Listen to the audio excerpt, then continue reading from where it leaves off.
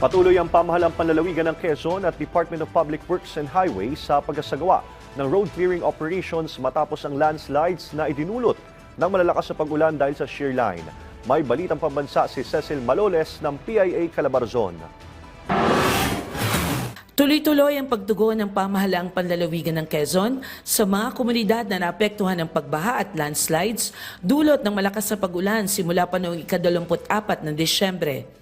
Kaugnay nito, nakipagtulungan ang Quezon Provincial Disaster Risk Reduction and Management Office sa Department of Public Works and Highways para sa road clearing operations sa mga apektadong lugar.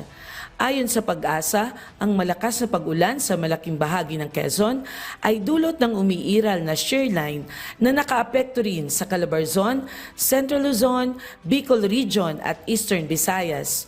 Sa bayan ng Real, isinara ang Mauban-Tignoan Road para sa lahat ng uri ng sasakyan, habang sa bayan ng Sampaloc ay hindi madaanan ang Lucena-Tayabas-Lucban, Sampaloc-Mauban Port Road dahil sa road slip at mga nahulog na debris.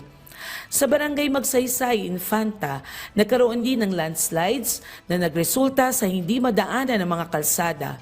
Sa barangay De La Paz, Buenavista Lopez Road, nasira ang kalahating bahagi ng kalsada, at sa Diversion Road northbound ng Lopez, Quezon, ilang puno ng niyog ang natumba na sumakop sa isang lane ng kalsada dulot ng tuloy-tuloy na pag-ulan. Sa Real, Quezon, rumagasari ng tubig baha sa ilog sa barangay Pandan na nakaapekto sa Real Mauban Road.